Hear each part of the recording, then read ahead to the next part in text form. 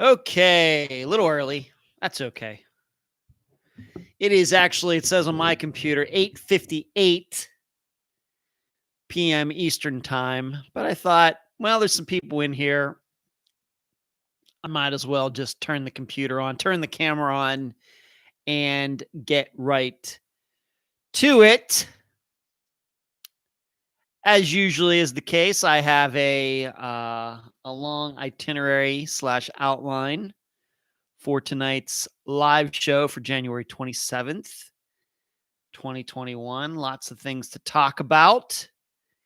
And of course, I have some questions to answer, which I'm always excited about the questions. In fact, I just got a few questions within the last half hour. One of them in particular is a little difficult to answer, but I'm going to give it a shot anyway. And of course, we'll start out the shows we usually do just talk about some things that are going on in my life over the last week and some things that are coming up. And a little bit of everything tonight as usual. Okay, it's 9:00. We can officially start. This is the live show for January 27th, 2021. I am Unfound's host, Ed Densel. I hope you're all doing fantastic. I want to start out by reminding you, as you are watching this live show tonight, however long we go, usually we go almost 2 hours, that to like this video, just get it out of the way early. Just do it now so then you won't have to worry about doing it later.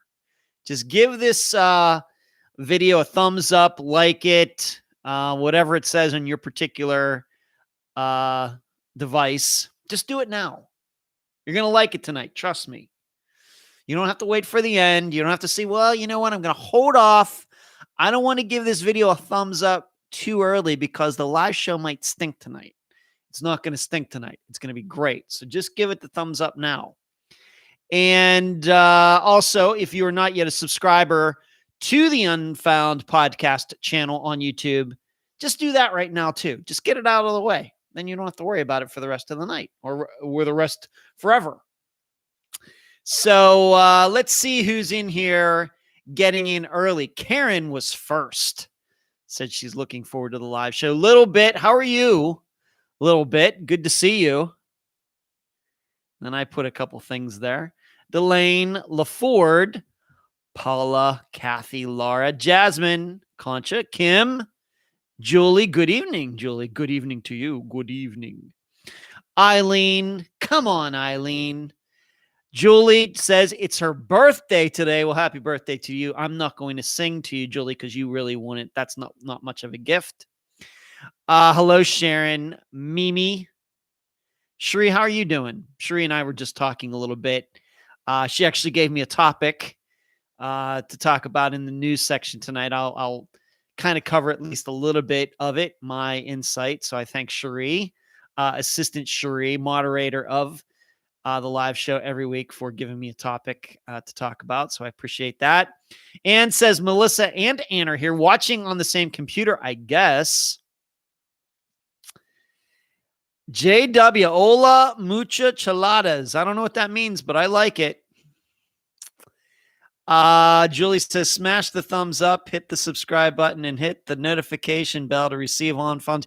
Yes, well, we got to share that one. That's the best message yet. Yeah, thank you, Julie. Thank you for saying that on your birthdays. Thank you for being so giving on your birthday. Angel says, first time here for the live stream. Angel, great to see you. You're in for a treat tonight.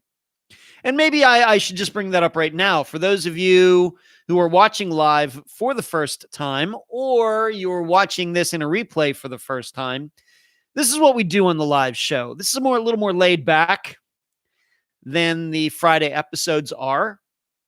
A lot of this discussion is going to have to do with true crime, but not necessarily missing persons cases.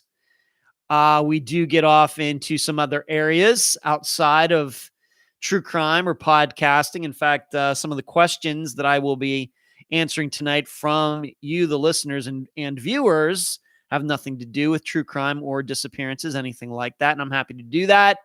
And I'm happy to answer any of your questions as long as they are PG rated and they aren't too personal. So that's what we do on this live show. The live shows usually go at least an hour and a half, usually closer to 2 hours.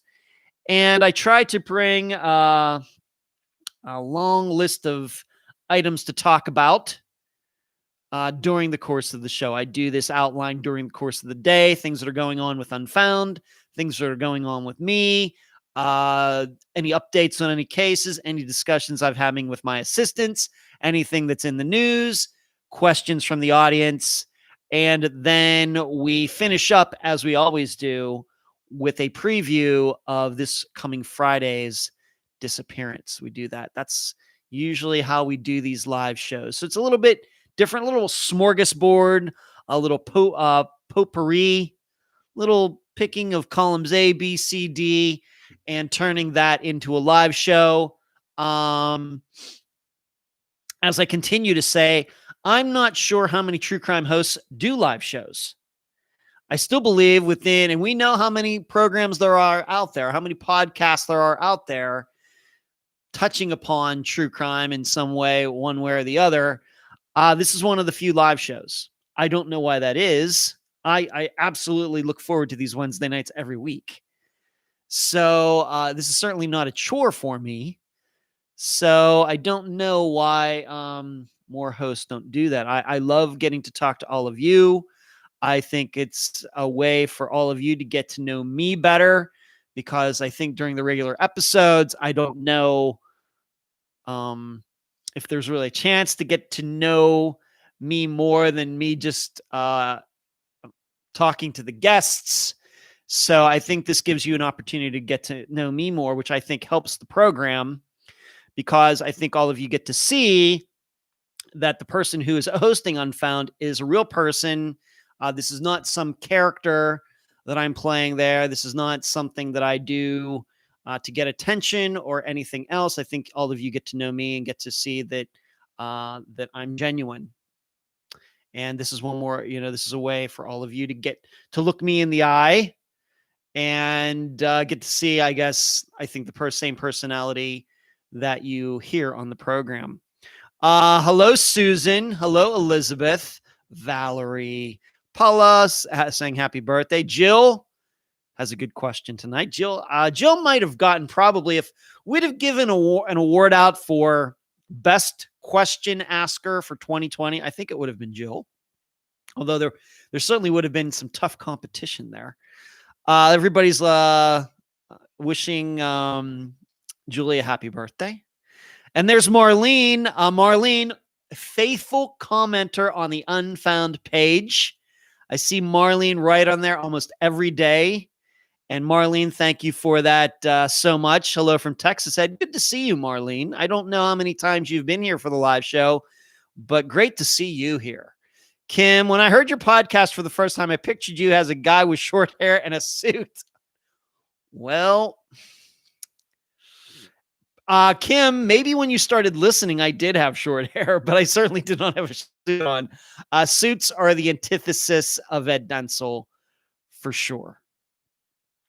Suits, not my thing. I think the last time I wore a suit was at my mother's funeral. So that would be over 2 years ago. Just not my thing. I feel very confined in suits. It's one of the reasons, although I might have had the mind to be a lawyer, to have to wear suits to be a lawyer, that would just completely nix that out. Julie says, I'm amazed by your tenacity and how you have gone out of your way to shed light on crimes, bring them back into the spotlight. Thank you, Julie. I'd like to think that we're tenacious. Like to. It's, I have to admit, Julie, we try to be as tenacious as we can be, just keeping in mind that our goal is to have an episode out every week. So, we go at it as hard as we can go at it within the constraints of knowing that we put out an episode every week. I'm sure if this was only a monthly program, then we could probably be even more tenacious. But then that would also mean that we did not cover as many disappearances. So I think then that part would suffer. So we try to balance both, Julie. A little bit. You're not late. We're just still getting warmed up a little bit. My voice is just getting warmed up right now. Elizabeth Kim, it's odd how we all picture people in our minds when we hear voice. That's true. That's totally true, Kim. Totally true. Well, some things going on with me. I'm going to be playing disc golf in Orlando this weekend. I'll be leaving Friday morning, so you can expect that Friday's episode will be out early. I will get over there, get a little practice in over the next 4 days. The Unfound work that I will be doing will be, of course, writing the blog for Patreon. I have to do a newsletter too, so they'll be writing there. So between both of those, that's probably going to be at least, 7,000 words or something like that. So I got some work ahead of me. But I'll be over in Orlando. I got my tee time for Saturday morning at 9:10 a.m. And that'll be the only round I play all day. So I'll probably be done by noon. And so I'm going to have a lot of time on my hands to get some work done. And I'm planning to do maybe a couple other things while I'm over there. And then I'll be playing around on Sunday, but I should be back in plenty of time for the think tank. What's the think tank? You've heard about it before. Patreon.com/Unfound Podcast. If you'd like to be a member of the think tank, check that out. I'm sure Sheree will post that link. But I will be over there. I'll be staying at a hotel over there by myself. And like I said, I have a round that starts at 9:10 a.m. The first round in my division, teeing off, so that might be a first. And I'll be playing at Barnett Park. So there you go. And then next weekend, I'll be playing over in Lakeland, but I'll be actually driving back and forth for that. I will not be staying over there anywhere. My allergies have kicked in. I actually got a refill on this inhaler that I use. And this is the time of year, late January into February. I got to start taking the Allegra. I got to start hitting the allergy medicine. In fact, just cleaning my place around here kind of kicks up the dust and everything. Can make my allergies, and it starts getting a little hard to breathe. So I got a refill. So now I have 2 inhalers, and I'll be taking both of them to Orlando. In fact, I'm sure one of them I will carry in my disc golf bag, and I'll be taking allergy medicine before I go out on the course, just to be careful. This time of year for my allergies is just horrible. And then on top of that, it seems every time that I clean the dust, I must be allergic to dust and stuff too. But it's been beautiful here. It was another beautiful day here. Perfect temperature. A little foggy though. A little foggy earlier today, but it kind of cleared up. It's the perfect type of weather to open the doors up and let the breeze go through, which kind of helps my allergies, I think, a little bit. Elizabeth, try using a neti pot for your allergies. I just don't know if I have the technical stuff. I know what those are, Elizabeth. I'm happy just to take the medicine and do that. But everybody has their own system. Sheree, I'm allergic to cleaning. Well, yeah, me too, Sheree, but you know what I mean. And then I got a new pair of binoculars. The binoculars that I had here, and if you're going to live where I live, you have to have a decent pair of binoculars because the views are really nice. In fact, I know over the year, in 8 months or whatever that I've lived here, I've posted some pictures from where I live. And the binoculars that I've had are like 50 years old. They're certainly older than I am. They were my dad's. And they just don't cut it anymore. I've kind of broken the lens on it and everything. So I got a new pair of binoculars. And I was testing them out a couple nights ago, and I was looking east, so that direction, at night. And there's a hospital across this little bay here from me. And it's just about 2 miles away. I checked it on Google Maps.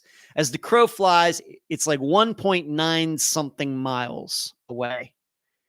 And with those binoculars at night, I can read the lit sign on top of the hospital, the Morton Plant Hospital, from almost 2 miles away. I don't know how big the letters are, but how big could they be? But that's how good these binoculars are. It's crazy. And that's not even full power for them. I still have room to go where even if if the hospital was further away, I could probably still read the sign on the top of it at night lit up. So it's crazy. I mean, they're crazy, crazy clear. And I think in binocular terms, I'm not going to say what the price was. In binocular terms, I don't even think they were that expensive. So I needed a pair, got a pair, and they are fantastic. And they're even smaller than the old ones. So that's kind of cool. I don't know what that means, Shuri. The drums? Is that a drum? You know, I did say that I was going to do a little music trivia. We did a little music trivia last week, and we're going to do a little music trivia this week. Last week, I remember I told you that I was listening to the song Constant Craving by Katie Lang right before the show started. Well, I'm going to give you a hint to see if any of you can guess the song that I was listening to right before I started or turned on the camera tonight. I'll give you the hint. It's a song by a one-hit wonder. The song came out in early 1987. So I would have been a sophomore in high school. It was probably getting popular right around the time that we were doing Happy Days at Leechburg High School. You saw me post that video last week. And it's like I said, a one-hit wonder. Song came out in early 1987. I think it hit number one maybe in July. It's a two-guy kind of techno band. And like I said, very, very popular song at the time. Has such a great beat to it and everything else. Let's see if any of you can guess what song it is. Once again, came out in early 1987, hit number one in maybe May, June, July of 1987, a one-hit wonder, kind of a techno kind of song, but it's a two-member band, two guys. No, not Berlin, Take My Breath Away. No. So let's see if any of you can guess what song it is. Amanda, wake me up. Wake me up. We go before you go was before 1987, Amanda. That was more like 1983, 84. This was certainly 1987. So you keep giving your guesses in there, and I'm going to answer a question, and then we'll see if any of you have guessed the right song. It's a great song. I'm sure when I say what it is, if any of you know it, of course, it would help if you're around my age to know it. You'll say, "Oh, that is a great tune," but it's not like Katie Lang. It's not like this alternative pop. Some of you called it country. I don't know. It's not a song like that. And this group was not as popular as she is or was. But Laura asked me, I don't know if Laura's in here or not, but Laura asked me, and this is I think a question she asked last week that I didn't get to, but what would be my favorite vacation spot? Laura, that's a hard question to answer because where do people who live in Florida go on vacation? We already live in a vacation spot. In fact, I used to bring this topic up when I lived in Las Vegas, being that that's a vacation spot. Where do people who live in Las Vegas go on vacation? And it's even a bigger question, a more perplexing question when you live in Florida, because so many vacation destinations are here. Of course, Orlando, Key West, Miami. Many people just go up to the Panhandle. People come here to go to Tampa or over down to Tampa, Fort Lauderdale to go on cruises. So, living here, it's mostly warm most of the year. It's mostly beautiful as long as you avoid some hurricanes. But I will tell you, before I lived in Florida, I used to love to come down here. I came to Disney World many times. going back to when I was a little kid, my parents and I came to Disney in the late 70s. And then maybe like after Epcot opened, we came down here. I went to Disney World when I was in the drama club in early 1987. Speaking of 1987, our drama club came down here to Florida to Disney World. And then I was there in 96. I was there in 2001 before September 11th. And then, I love going over to Disney. And even at 50 years old, I still love going over there, even though I haven't been there recently. But I would say other than that, the one time that I've been to New York City was fantastic simply because of the circumstances. It was unique circumstances I really don't want to get into because it really makes me sound hoity-toity and very bougie and stuff, which I'm not. But that's the way it went. The only time that I've ever ridden in a limousine was when I went to New York City in 2003. I've talked about going to the island of St. Martin. I think I told Cherie that story a while ago. I think I did. I don't know if I've ever publicly talked about it, but going to the island of St. Martin in the Caribbean in 1996 with a girlfriend, that was fantastic. A very funny story came from that. But to tell you the truth, Laura, I'm not much of a traveler. I don't like flying, not because I'm afraid of it. I hate being cooped up like that for even a few hours, even when I flew back and forth, to get my dad. And then when I came home from Pennsylvania, came back from Pennsylvania a few weeks ago. I'm not much of a flyer. So that kind of gets in the way of going on vacation anywhere outside of the United States, if I wanted to go to Europe or Hawaii. I've been to Hawaii. I went to Hawaii in 1995 with a buddy of mine. So flying, if you don't like flying, then it's a problem. But I feel like I live in a vacation destination anyway. I live in Clearwater Beach, which is a vacation destination. Of course, it's a big spring break destination. And I have to tell you that I feel like I live a vacation every day, even though I work every day. That even though I work hard, I work on Unfound 7 days a week.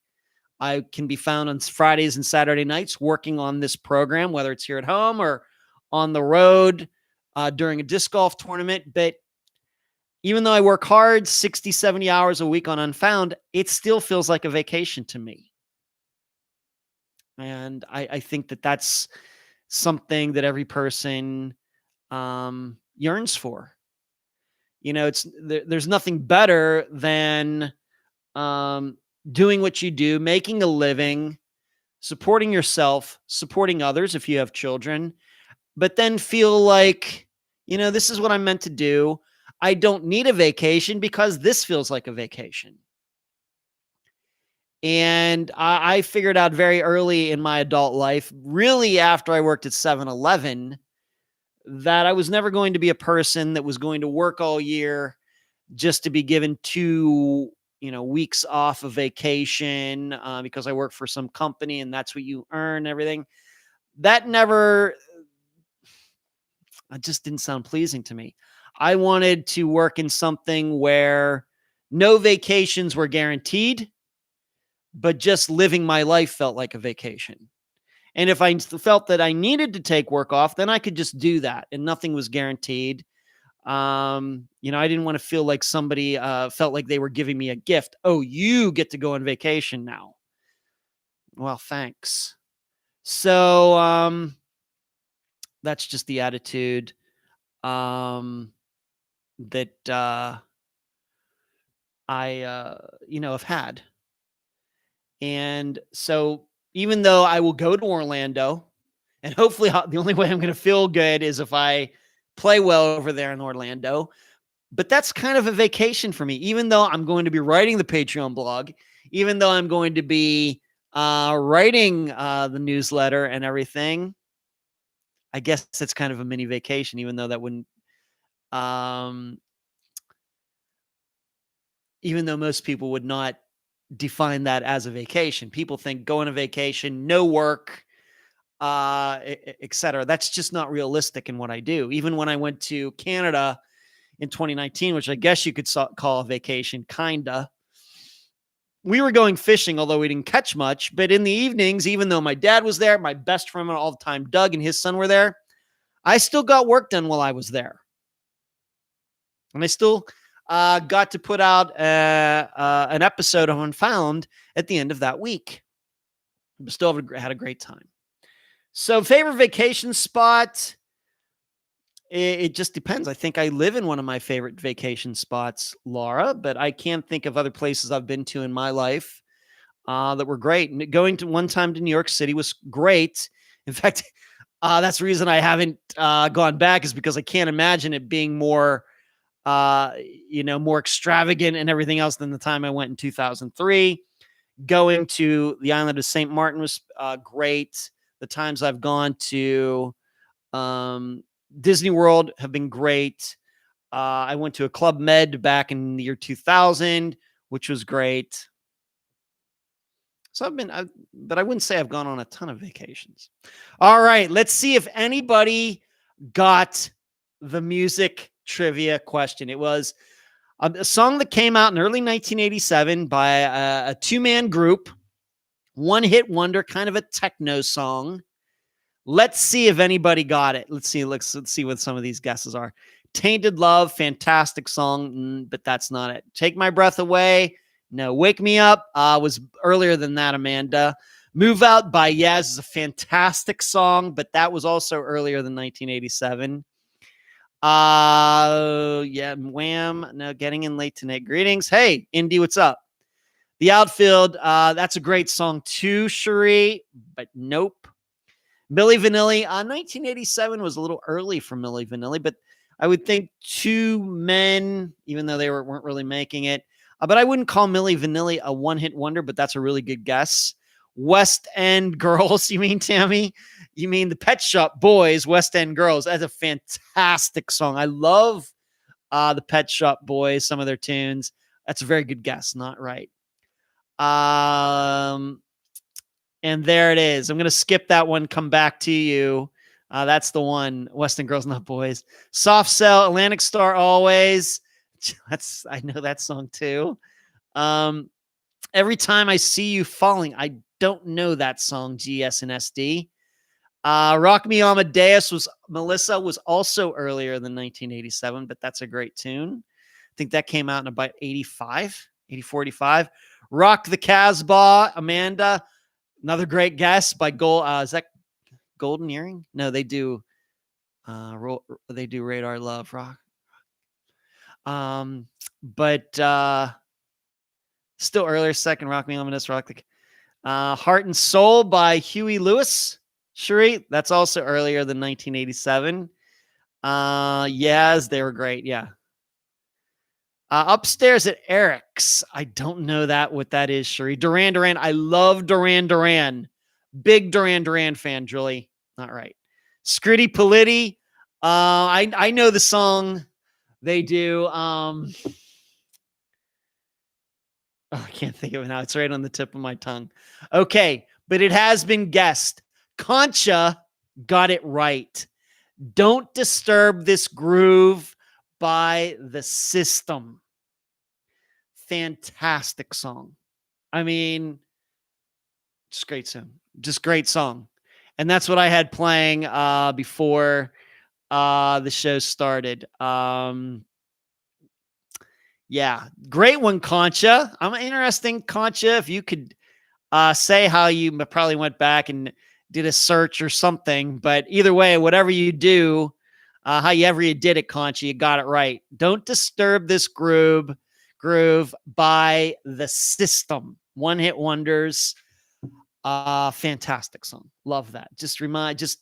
I don't know how that song could not put you in a great mood, even though they were one-hit wonders and everything else. And I think the other thing about it is it doesn't sound like an old tune. If you listen to it, I don't think anybody could necessarily guess that it came out in 1987. It doesn't sound like a song that's 34 years old. It doesn't. Of course, you listen to a lot of music from that era, you can actually say, oh, yeah, that's 80s music, especially with some hair bands. But that is one of those songs that I think has kind of transcended its time frame, its era, and you can play it today, and it kind of sounds very new. Kathy says, never heard of 98% of the guesses. You're all the way too young for me. Yeah, some of these like Scritti Politti. Politti, did they do this when the boys go crazy or something like that? Or when the girls go crazy? Indy, was that the song by Scritti Politti? Yeah, I'm probably gonna reveal that I'm a huge 80s music geek if I'm not too careful. But yeah, I used to listen to the radio all the time in the 1980s. Just crazy. Okay, so we had some fun there. So I hope that answers your question, Laura, regarding vacation spots. So let's move into some unfound stuff. Let's start. We usually start here, and that was with the poll from this past Friday's episode, The Disappearance of Patricia Dudek.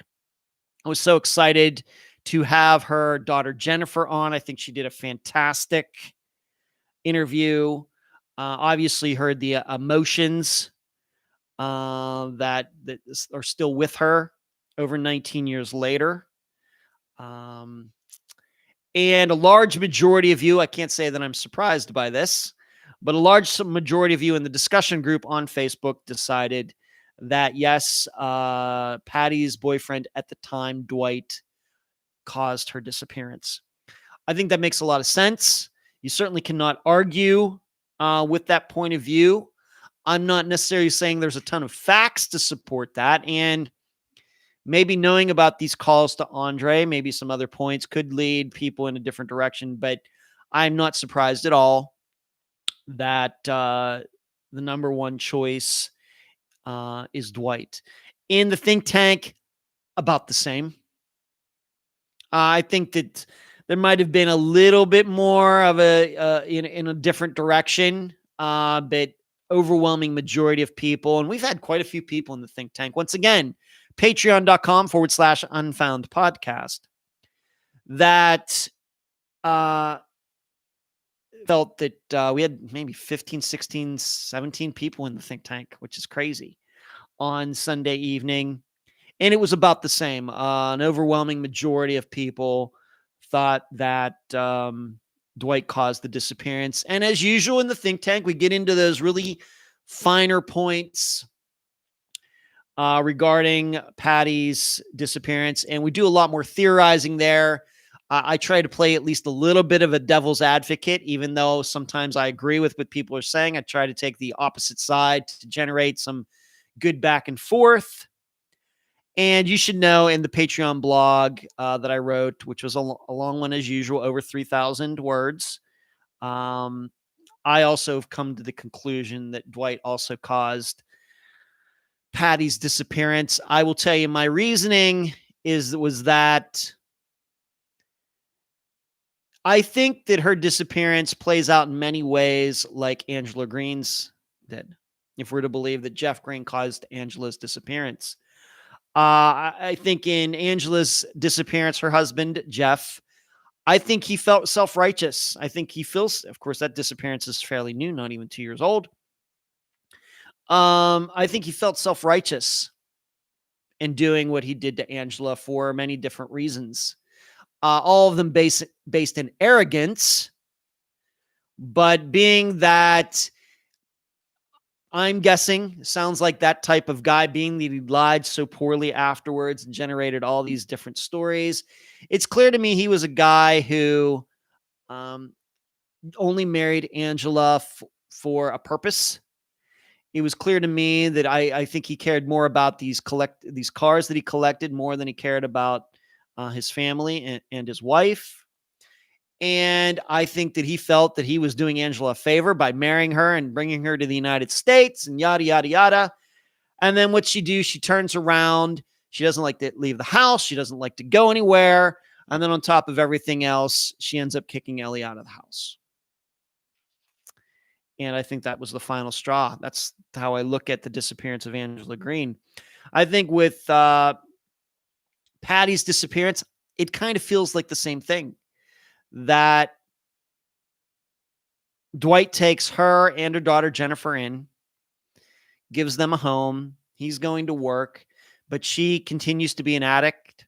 She's asking for money from their friends to finance this habit. She even has a drug dealer, Andre. I think there's good reason to believe that maybe Andre was more than just her dealer, where she was getting her drugs. And then I think what transpired on that morning is that after all of that, she ends up giving Dwight a hard time because he didn't get Paddy's daughter up for school. And I think that might have been the straw that broke the camel's back. That's how I look at it. Certainly could be other possibilities, but that's just the way I look at it. So I think I'm agreeing with the vast majority of you regarding Paddy's disappearance. So there you go. Indy says, Perfect Way was the song you get. Oh, yeah, you got some of the lyrics, right? Indy with Scritti Politti, right? Perfect Way. Perfect Way, perfect. Yeah, that's right. Perfect Way, the song, you got some of the lyrics. Yes. Yes. Good one, Indy. That's a great guess. Scritti Politti, another one-hit wonder. What a name. Thank you for that charade, Jill. It was a great group. You mean on Sunday night, not last night, Jill, but on Sunday night. Yeah. Hey, Chad from Hong Kong. Good to see you here. Thank you. Early morning, Hong Kong time. Thanks for tuning in, Chad. I'll try to give you the best show I can. Tammy, I'm impressed with the tough questions you ask, but always without judgment. You could teach some seasoned journalists. Tammy, I have to say it's easy for me to ask the tough questions because I know the guests want to answer them. They want all this information out there. Whereas journalists in some other professions, politics, sports, entertainment, if they're asking tough questions, it's usually because their subjects have a history of not answering them. So I think I have a little bit easier of a job than other people do that do interviews. But all I'm trying to do is ask the questions that I think all of you would if you were doing the interview yourselves. Sheree, can't dismiss that Jennifer didn't trust Dwight from the beginning. And that's the other thing. Yeah. Jennifer, from day one, even at 13 years old, had a bad feeling about Dwight and never lived with him again. So that certainly figures in there too, Sheree, for sure. Okay, let's move on. So that's Patty Dudek. I'm going to keep in contact with Jennifer. In fact, I'll be talking to her, I'm sure, in the next couple of weeks to tell her about what I think everybody's opinions and thoughts have been in the reaction to the episode. Let's move on to this. I know many of you tuned in on Monday night, so you could watch my interview with Dr. Telesco regarding the disappearance of Chelsea Cobo. I always find it weird that she does that at the beginning. It's her show, and then she turns it over to me, and then I end up talking by myself for like 25 minutes. But I'm prepared. I bring my notes. I'm ready to talk. And I remind all of you that was a selection that Dr. Telesco made. She made it several weeks ago. Usually I have given her a list. She'll say, well, how about something along these lines? And I'll send her a list and she'll pick one out. In fact, I've already done that for February. We're going to get together, I think, again on February, another Monday later in February. I've sent her a list of several disappearances. I don't know how many there were, but she can look through those and see which one she wants to talk about, which one she feels that she can add something to as well. And but Chelsea's, it's complex. Just so many things going on there. Certainly a unique disappearance, and we're very close to the 200 number. In fact, I was just counting that today. I think we've covered 198 disappearances now. And despite that number, Chelsea's is unique. And I think that was displayed once again in our discussion on Monday. I think it was obvious when we covered the disappearance back in December, or late November, early December. And it was even more obvious on Monday evening. And it's difficult. We had to hit just the real major points because the show is limited to an hour. So I know when I'm putting my notes together for Dr. Telesco's show, I realize that I have to get them out in a certain order and to leave, of course, time for discussion. I don't want to just spend the whole time talking about the disappearance. There has to be discussion at the end. And I was happy that we had maybe 25 minutes left in the show where we could talk back and forth, and then even get some of her students to talk in the episode as well. So we just have to remember Chelsea's disappearance, even though I know it's been hell for Rose and Chelsea's family for the last almost 5 years. We have to remember that this is still a relatively new disappearance. And we can never rule out the idea that Chelsea is still alive out there somewhere. The problem is that she was surrounded by people who are not in the life business. They're more in the death business, in that the way they live their lives, the addictions they have, their attitude toward life is an embracing of dark stuff that usually leads to death. So we just have to remember that.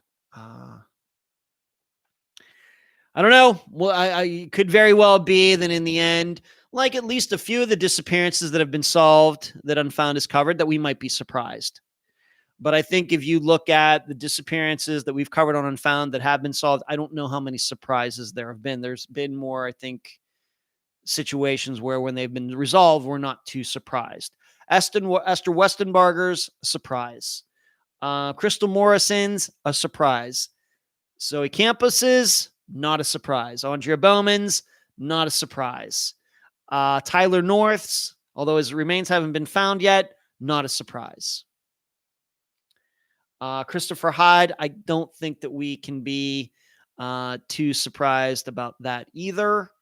Tom Brown's still up in the air. Chris Turner's still up in the air.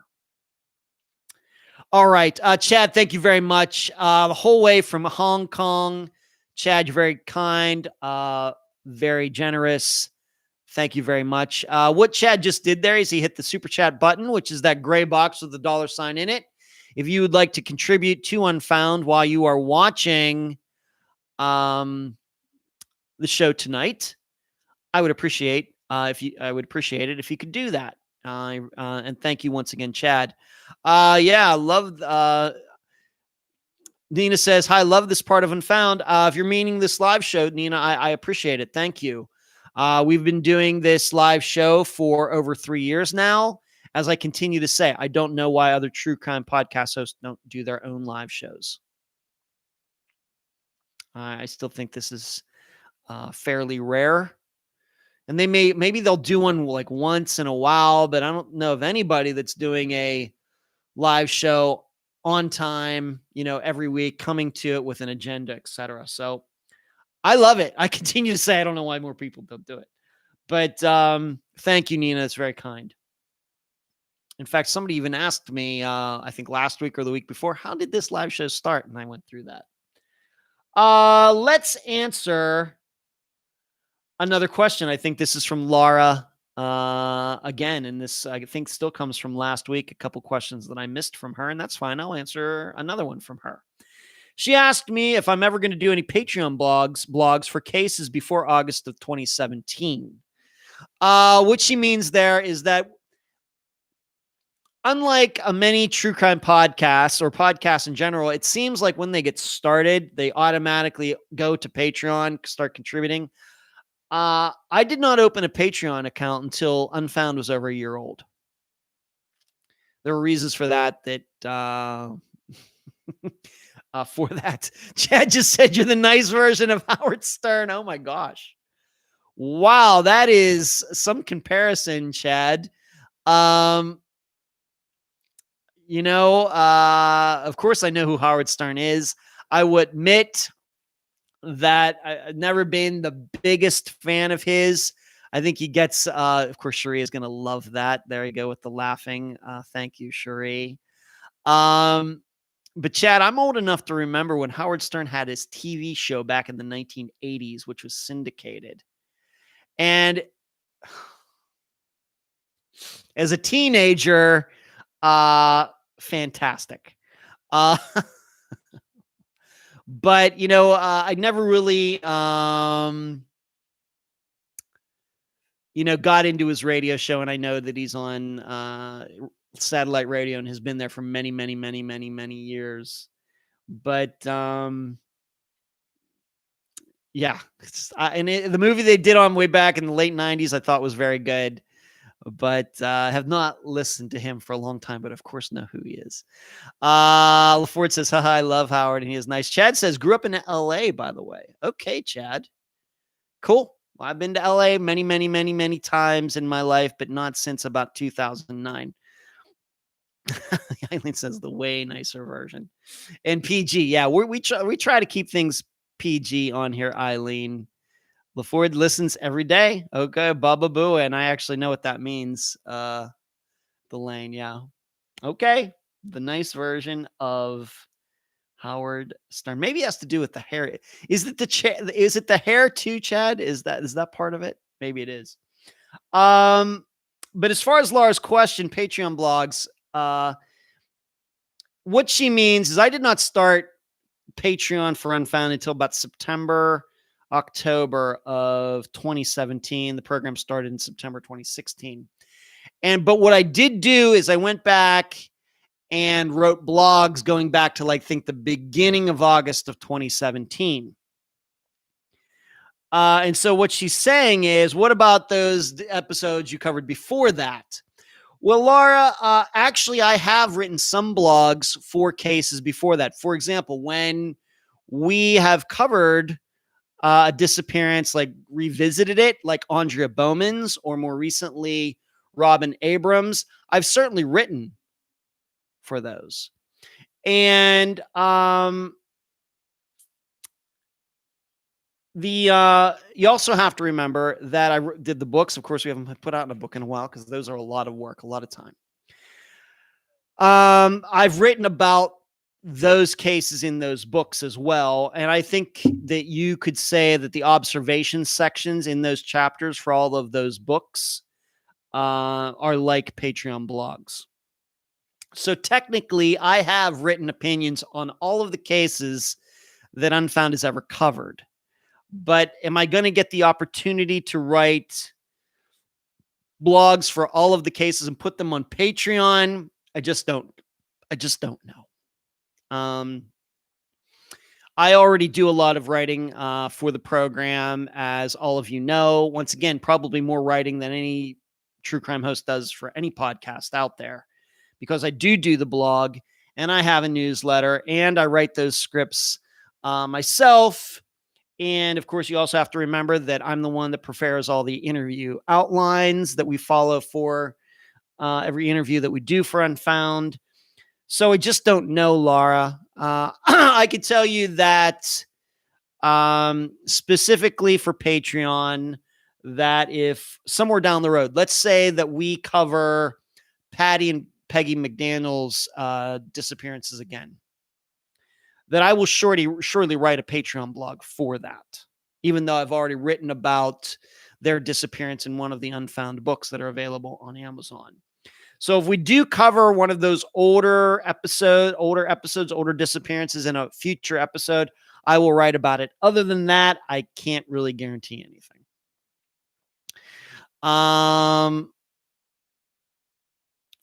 Elizabeth says, Howard Stern, I listened to him in the 80s as a child. He's totally Hollywood now. I'm going to tell you a weird statistic, or no, weird fact.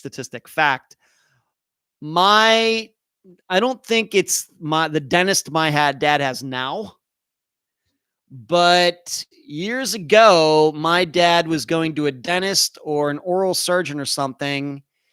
The guy was the father of the young woman who Howard Stern is married to now. I think her last name is Ostrowski, Ostrowski, I think is her maiden name. And she is from Fox Chapel, kind of a ritzier part of the Pittsburgh area. And her father was my dad's dentist for a time I don't know, 15 years ago, 20 years ago. I think certainly after I moved to Las Vegas, but that's a true story. Her name is Beth Ostrowski, I think. And her father was my dad's dentist for a while. Go figure. But that's my answer to the Patreon blog question. That's a good question, Laura. I can't guarantee anything, but I can tell it to you if we cover one of those older disappearances as a future episode, like once again, like we do with Andrea Bowman, Robin Abrams, then I will write a Patreon blog for it. But like I said, I've kind of already done that in the books. I want to move on to this, and I told her I would be mentioning her tonight. I'm very excited for Kelly Bruce. She has not been on the program, Unfound, yet, but she is someone who I feel like I know very well. I've been talking to her for a few years now, maybe 3 years, maybe longer than that. And she is a specialist in the disappearance of Brian Schaefer. So anytime that in the past, if you've heard me talk about, any of you have ever asked me, what do you think about Brian Schaefer? And I will say, well, I'm really not, an expert in that, but I, of course, know somebody who knows way more about that disappearance than I do. Well, that's who I was talking about. Her name is Kelly Bruce. And I'm very excited for her because she's been working very, very hard on Brian's disappearance and trying to figure out what happened to him. And although she and I have not spoken recently specifically about Brian's disappearance, I will tell you that in the past, even though she is the expert, she surely knows way more about it than I do. But we have talked, and she has asked me for my opinion, just kind of an overall view. How do you compare Brian's disappearance to ones that Unfound has covered, and what does that mean? Is there a way to equate some of the disappearance that Unfound has covered to Brian's case? That's what I try to offer.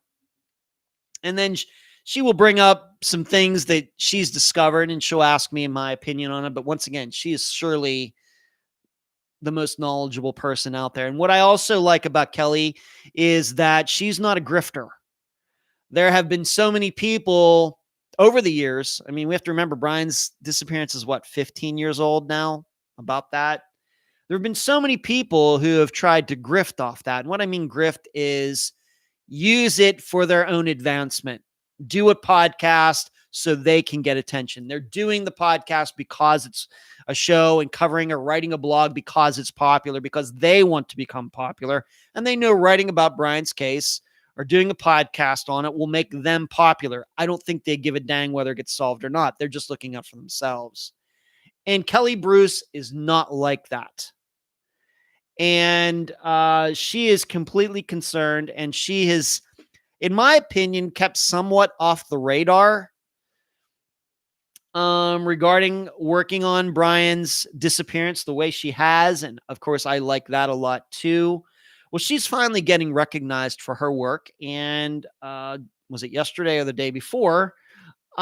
She got interviewed by CNN because they're going to be doing a feature on Brian's disappearance. I don't think it's going to be coming out within the next couple of weeks. These things are usually done well in advance. I think it's, in fact, did I read somewhere where she wrote that it's not going to be coming out till October or something like that? But it's not coming out tomorrow. Let's just say that.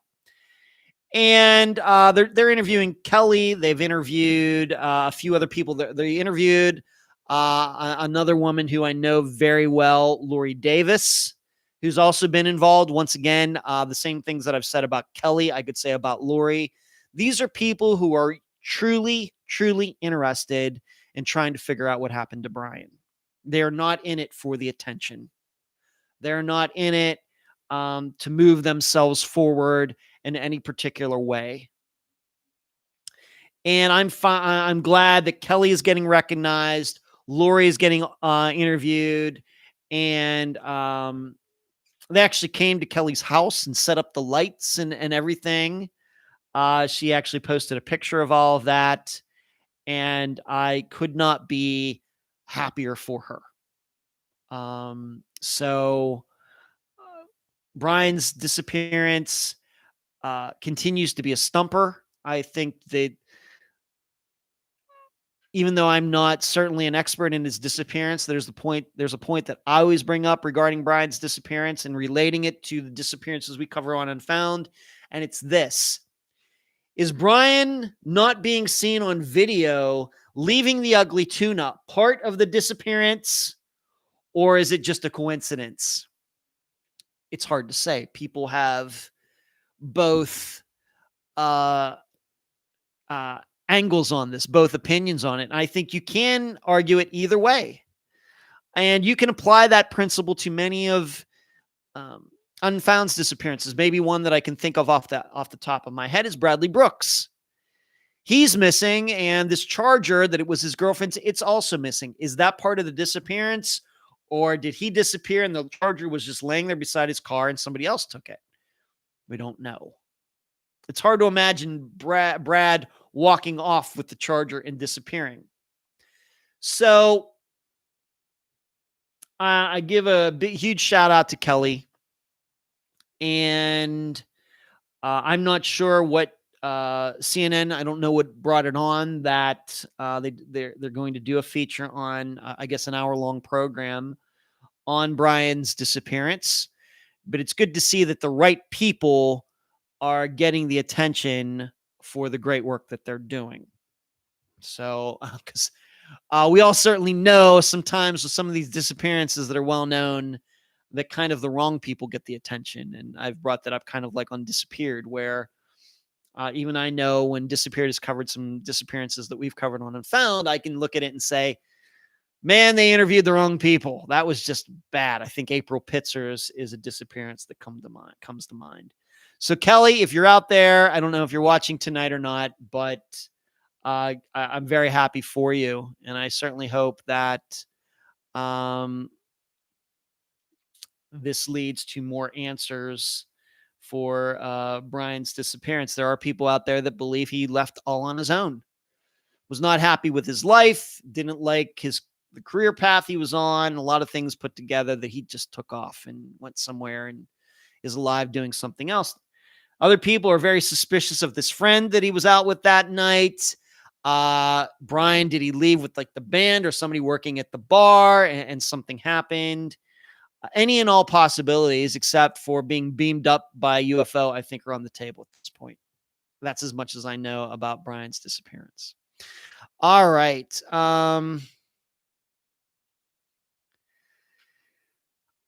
Delane says, Jill, just for your information, since 9 p.m., every member of my household has decided to try to have a conversation with me tonight. That's funny.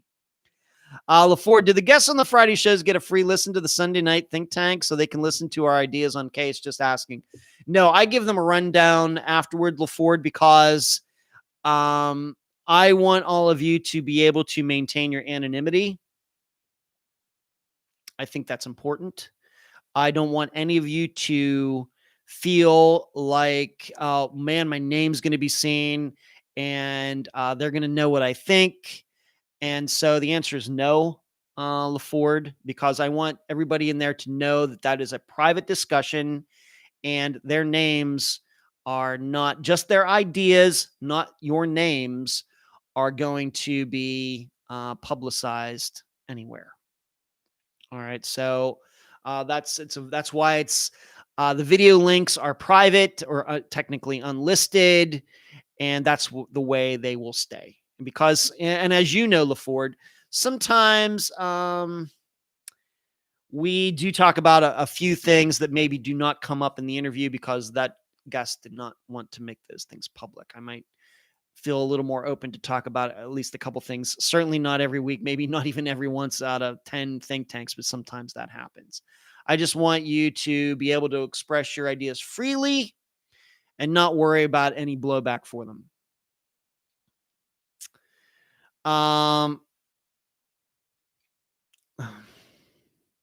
LaFord says, yes, that's her name, Beth Ostrowski. Okay, I got it. Elizabeth, she's nice. I've met her in the Hamptons. Well, look at you, Elizabeth, going to the Hamptons. Smell you. Indy says, seems like a lot of people are trying to make money off the Mara Murray disappearance. Certainly. Certainly. Once again, Indy, just a bunch of grifters. Just looking for an opportunity. That's all it is. I think that's what's happened with Tom Brown's case, too. Just a bunch of grifters. True. You know my attitude toward it. I think these people that do that, they want the case to remain unsolved so they can continue to grift. So they are not interested in solving it. That is my heartfelt belief for, I wouldn't say all, but for most of the people, because it's a meal ticket for them.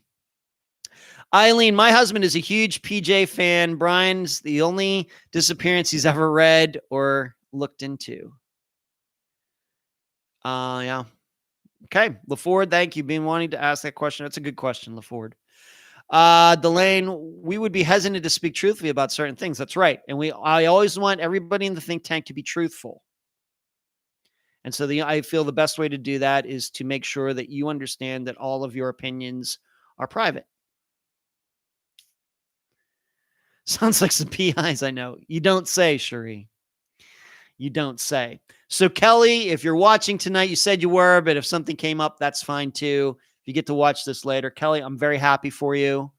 I think you're doing great work. And I'm very happy to call you a friend of the program. And maybe one of these days we'll have you on the program to talk about Brian's disappearance. Maybe we can make that happen. Okay, let's move on to this. Map videos. I did a couple of those within the last, I'd say 5 days. I think I did J.R. Mullihan's on Sunday evening after the think tank, and then I did Renee Lamanna's, and I just posted it today. And it's weird that just it seems like in succession here, I did 3 videos that have to do with disappearances where seemingly people were very near a large body of water when they disappeared. Not going back a little further, Tiffany Daniels, I did a map analysis of her disappearance, how she went out there in the Panhandle, and that's where her SUV was found. Of course, some people believe she did not drive her SUV out there, but her vehicle was found near the Gulf of Mexico, right on the beach in the parking lot there.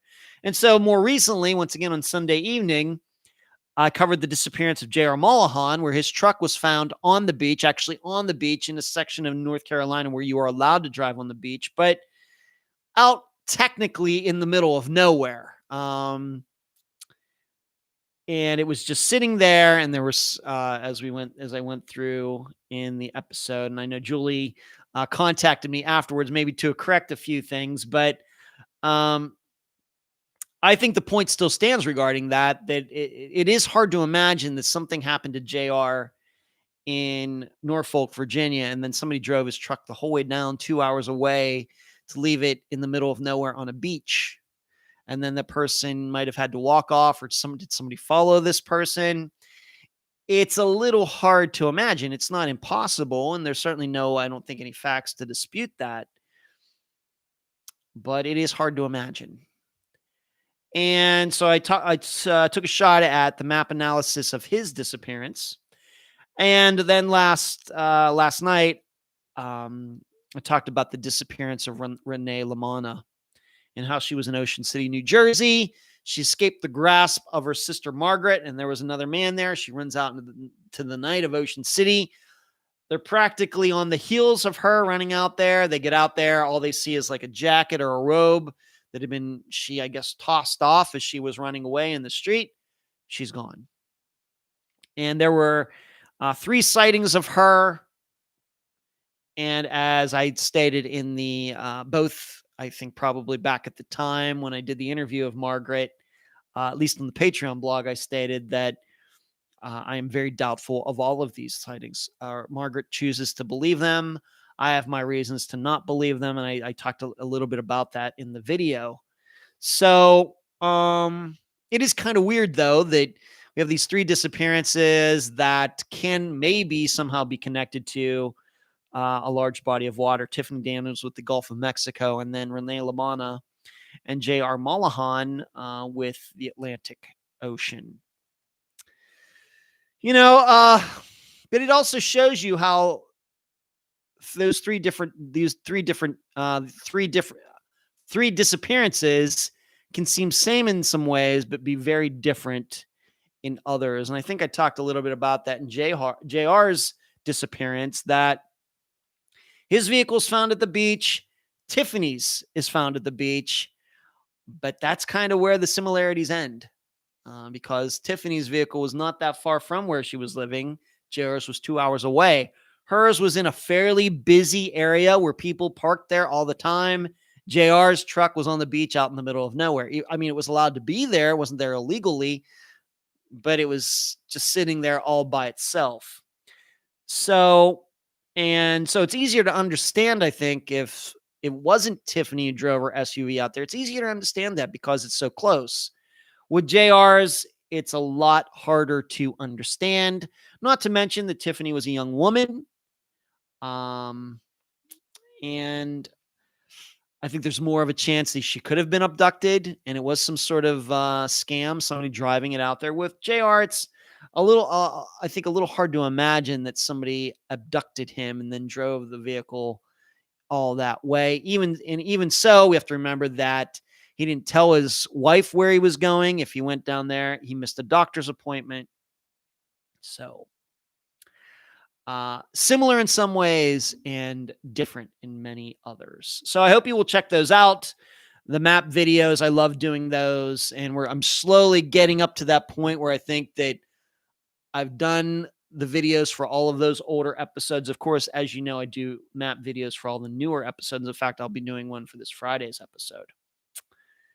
What do we want to talk about next? Regarding Noah Davis, the work continues. I have sent Michael Cobb an additional set of questions, but he's not viewed them yet. We are friends on Facebook now, so I'm hoping he will get to them eventually.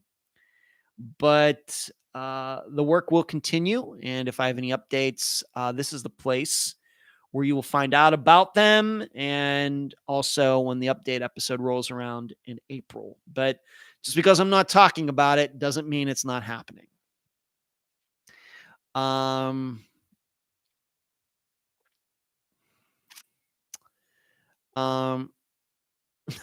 says, I wouldn't be hesitant. Well, everybody's different. My job is to make sure, LaFord, that all of the guests and the listeners can maintain their own safety. So I never want to feel like I'm putting any of them, you or them, in a complex situation. I'll put myself in some complex situations, but I don't want to do that to any of you. Julie, I can't imagine the mental agony of not knowing what has happened to a friend or loved one. You cannot wrap your head around this. You are tortured. It's always in the back of your mind. Yeah. The not knowing part, almost every single guest says it. The not knowing is the worst part. That's the worst part. Cherie, I just read about a witness in the Tiffany Daniels disappearance, saw a man parking her car. Is that new? That is not new, Cherie. In fact, I was going back through my notes before I did the video for that. And yes, some witness said that, I don't know if it was he or she, saw somebody, an older man, I don't know, in red shorts maybe, opening the SUV's door, opening up the hatch in the back. I'll be honest, Sheree, I don't know what to make of that. It very well could have been a different SUV that was parked there at a different time. It's just a little hard to imagine that some guy, if he caused Tiffany's disappearance, is just going to be walking around the truck opening doors and things. That's what I would say. But, and Sheree, you know, that we all know about eyewitnesses. You and I have had conversations about that behind the scenes, that our, belief in eyewitnesses is very, very questionable. And I would not, we know how, eyewitnesses, some can't even remember the day of the week. So I hesitate to put a lot of stock in that. I just do. Thanks, LaFord. I appreciate that. Yep, that's what you're thinking of, the guy with the red shorts. Yeah, I think that was talked about. It's been so long now, Sheree. I think that we did talk about that in my interview with her mother, probably because it's in my notes. So we probably talked about it in the episode. Eileen, is there an upcoming trial for Austin Pivo's case? A lot of trials happening this year. Eileen, I have not checked what the exact date is going to be, but Eileen, if everything goes, I think the way it's supposed to, of course, that depends on COVIDs and vaccines and everything. COVID and vaccines and what state it is. I think that there are going to be quite a few trials. I just don't have any dates right at this second. There are probably dates for them, Eileen. I just don't have them off the top of my head. Kathy says, Cherie, don't believe that story about the man, the witness. Chad says, Jack Ma disappeared for 2 months, but we know what happened to him. Well, Chad, I did see that because I do keep track of that kind of news. And certainly even I on this program have talked about China and how they make people conveniently disappear. I did see, though, that he's back in public, Chad, just within the last few days. But I did see that story. I don't like it. Cherie, I just didn't remember that detail. I probably dismissed it. Okay. Jeannie, hello. I enjoy listening to your podcast. Jeannie, thanks for tuning in. Maybe this is your first live show. Thanks for checking it out. I appreciate it. Thank you. Allow me to answer another question. I know Jill's in here. So Jill, you're going to get your question answered. What has Dr. Telesco meant for Unfound? Wow.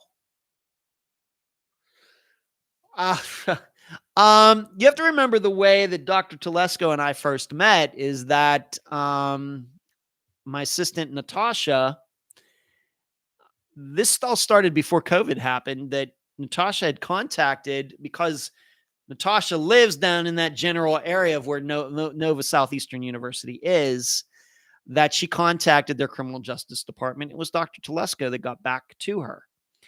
And Dr. Telesco was very open to me coming down there and doing an interview with her, and that what has now become what we do now. But those were supposed to be done in person. The first one, of course, that didn't happen because of COVID. It was supposed to happen in, I think, April of 2020, and that didn't happen. So we pushed it till May. And of course, we do what we do now through Zoom.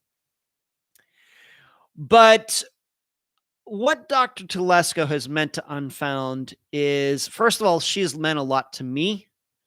I think she's a fantastic person. I follow her on Facebook. She and I are Facebook friends, and I see a lot of the things she does outside of her schoolwork that is very good.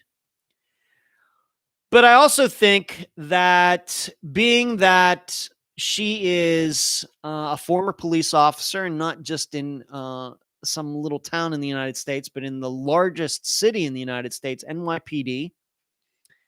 And as she talked about a couple shows ago about her experience starting out there at a time where New York City was a little rougher than it is now, or what it became in the 1990s when crimes really started to go down there. But when she started as a police officer there, it was a rough town. All you have to do is look at just watch a movie like The French Connection to see how New York City is portrayed. Look at New York City and how it looked in the early 1970s in contrast to what it became in the 1990s. It's like a totally different place.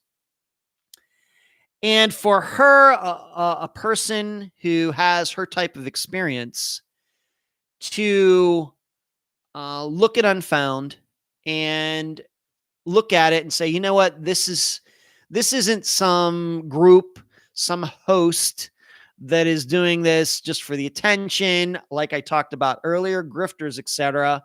But here is a professional, Dr. Telesco, once again, a doctorate. She has her doctorate, former police officer, and she can look at a program and say, you know what, this is the real thing. I just can't even begin to tell you how much that means to me and how much it means to my assistants. I think that this should show everybody who maybe sometimes looks at Unfound and saying, what exactly are they doing over there with those 3-hour episodes and all that? That should tell anybody that what we're doing here is real. It is not a show. We're not putting on a show. This is a show, but the episodes that come out on Fridays are as serious as it gets, and they are genuine. And that a person with with experience like Dr. Telesco will not be afraid to associate with me or my assistants should tell everybody something. That we're the real deal. And I cannot tell you how much that means to me with her attitude being that way. It's something that I think that I talked about quite a bit before 2020, that, we're trying to solve crimes here. We're trying to solve disappearances the best way we can under the conditions that we have right now. And I don't know how many people really believe that. Maybe there were people out there thinking, it's just a show. He doesn't really mean that. And then someone, and she's not the only one, but people like her then get involved with the program. And they're not afraid to be associated with the program. And they don't mind their names being mentioned with the program. And that is the best proof that this program is for real. In contrast, once again, to other programs that do things a different way. And I don't think any professionals want to be associated with them at all. So I think that that's what it's meant to Unfound, Jill. That what she has meant to me personally is that she's certainly given me a lot of confidence in the direction that I've been trying to take Unfound for the last 4.5 years. When somebody like her wants to interview me and have me on the program and wants to talk to me also behind the scenes about disappearances, that proves to me that my original concept for Unfound was correct, and it continues to be correct. So Dr. Telesco has given me personally a lot of confidence. And that's why I continue to say that she's one of the best people that I've met since the program started. I could say a lot about a lot of people, but it's certainly true. And that's what she's meant to Unfound. And I hope it can continue. And I certainly hope that one of these days soon we can meet in person, do interview in person. And on top of that, I certainly want to go down to Nova Southeastern University sometime and speak to her classes and speak to them about missing persons theory and giving them examples from Unfound's catalog, showing them, here's what happened in this particular disappearance. This is what I think you can learn. And I hope that we can do that before 2021 is over. So that we're doing this again, starting it all over again in 2021. And we already have something scheduled for February. It's fantastic. Just absolutely fantastic. So Jill, that's as real. That's as honest an answer as I can humanly give you. That Natasha getting in touch with her, Dr. Telesco taking a look at the program back in maybe February, March of 2020, saying, yeah, I'd love to have him on the program, but that didn't happen. Instead, we've continued that relationship, getting together once a month and then kind of talking behind the scenes during that time. It means everything, because you have to remember, when you have experience like she does, like most police officers do, who've been on the beat for a long time or retired now, they can tell automatically the fakers from the real people when it comes to crime and disappearances, murders, rapes. They automatic, because they've lived it. They know who the real people are, the ones who are earnest and the ones who are not, because they are experts in that field. And that she could look at me, she could look at the program, she could look at, for example, being that she got to know Natasha a little bit, she could look at all of that and say, you know what? It's real, all right. It means everything in the world. So, yeah. It's once again, we're not putting up some facade or anything. And being that someone like Dr. Telesco doesn't mind being associated with the program should tell you that we're absolutely genuine here. There's no masquerading or anything like that.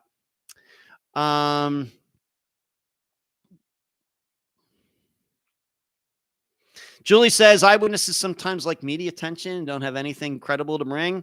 That is certainly true. Delane says, I bet she is a terrific professor. I bet so too, Delane. I bet so too. Louise says, hi, everyone. Just been watching you, Ed, on Unfound, interviewing TJ Murray's dad. Tom, you did a great job. Thank you. I've not heard of it before. She also watched you with Dr. Telesco about Chelsea Cobo. Thank you. Thanks. I continue to say that the guests usually make it pretty easy for me, Louise. I think they're all, they all do a great job. They're always all nervous before we start, but I tell them, don't worry about it. Don't worry about it. It's going to be fine. Don't worry about it. And because I get a little nervous too before these interviews start. So, thanks, Louise. You're allowed to spell names wrong. I knew who you were talking about, Louise. No problem. There you go. There's your answer, Jill. Great question. Julie says I can listen to and watch these types of broadcasts endlessly. Thanks. Okay, everybody have fun tonight. Nina, that's a great dude too. Wang Chung, yes. Everybody Wang Chung tonight. Everybody have fun tonight. Yeah, great. Yeah. Cherie, assistant Cherie says, some train of thought. So many podcasters have Patreon for secret episodes. No secret episodes on Unfound. Not going to do it. Never going to do it. Every disappearance gets same exposure. That's why I became so involved. Thank you, Cherie. Thank you. Thanks, Louise. Yep, no secret episodes that are behind a paywall. The blogs, which are really just my opinions, are behind the paywall. And the think tanks, the Unfound on the Grounds, they are behind the paywall. But the episodes themselves, the interviews with the guests, always going to be free forever. Forever. All right, next. Kind of working on a collaboration. Don't know when it's going to happen. Don't want to jinx it. Haven't really technically had a conversation with this person yet, but it's supposed to happen next week. Probably going to take a little while for it to all come together because we haven't even discussed a topic or a disappearance or anything like that yet, but probably going to happen sometime this year. Don't know what form it's going to be. I don't know if it'll just be a one-time thing. Frankly, I do kind of just like working with my assistants, and that's it. But I thought that being that this particular host brought it up, said, sure, let's do it. Let's see how it goes. But so I'm guessing within the next 6 months, you might see me do one program with the host of another program, and without, like I said, it's so early. It's hard to say what form that's going to be, but you should be looking for that within the next 6 months. We'll just have to see if we can make it happen. What's another topic? We're a couple short. I keep saying almost 200 disappearances. Pretty soon I'm going to be able to say over 200 disappearances. By my calculations, we got 2 to go before we get to 200. I think this Friday is going to be number 198. So a couple more weeks. By the end of February, we will have over 200 disappearances in Unfound's catalog. It's crazy. It's just absolutely crazy. I don't know where the last 4.5 years have gone. I don't know. I can remember recording those first episodes. Suzanne Lyle, Jason Jolkowski, Jesse Foster. it seems like yesterday. Ben Padilla with his disappearance in Africa. It seems like yesterday. Down at my old place, using that computer back there that you see, this one that you can see. That's the computer and monitor I was using. I just don't know. I just don't know where the time has gone, but it's fantastic. It's really been good. Just very fortunate. Like I said, even though I work every day, writing stuff, talking to people, researching stuff, making interview outlines, listening to phone calls, taking notes and everything. Just like that Aerosmith album, it feels like I'm on a permanent vacation still. I don't know.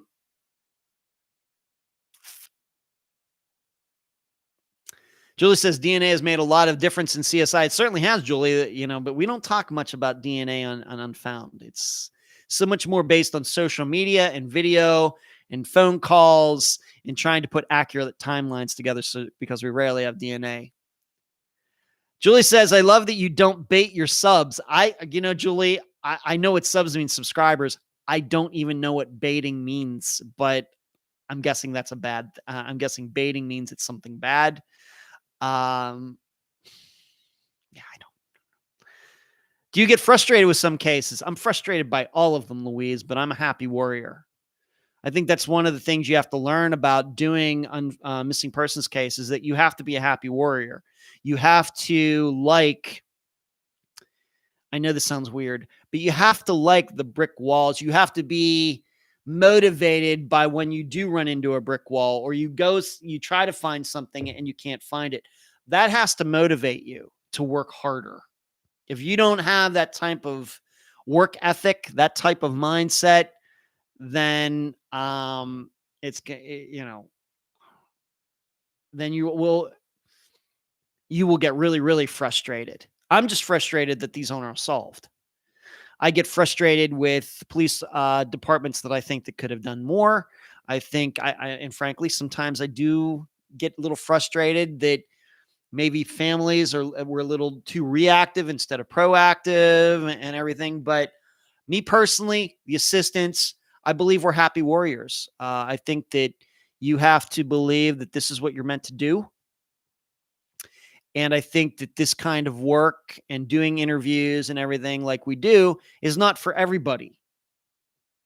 Just like I probably could not have been a very good engineer, there's a lot of people who probably couldn't do what we do here.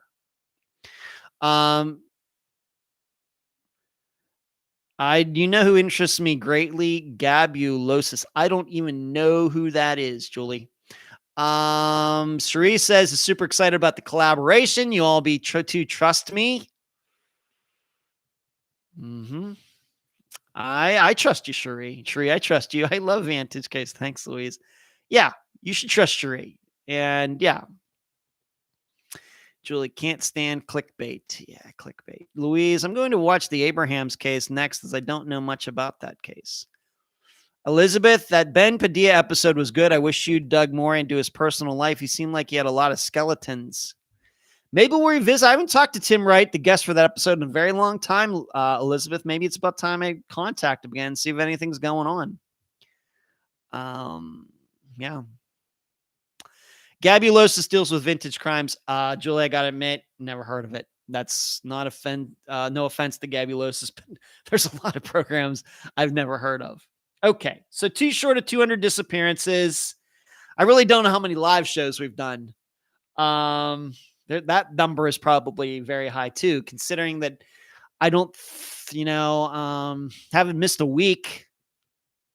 Maybe I missed a week or two when my mother died in late November of 2018. But other than that, I don't think I've missed a week. So we've done over 3 years of live shows. That means we've done like 160 live shows or something.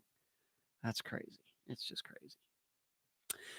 Speaking of which, the YouTube channel, which you're watching right now, and once again, if you've not given this video a thumbs up, do it. We now have over 11,000 subscribers on the YouTube channel. And I want you to know those are real subscribers. I know you probably go to some of these other people that have YouTube channels that do true crime and everything. I'm telling you, a lot of it is fake. I can't even begin to tell you how much of it's fake. Those numbers are fake. You see their views, you see their subscribers. I'm telling you, it's fake. Whereas I can honestly say 100% those subscribers are real. We've never paid for subscribers or anything like that you can do out there in certain places on the internet.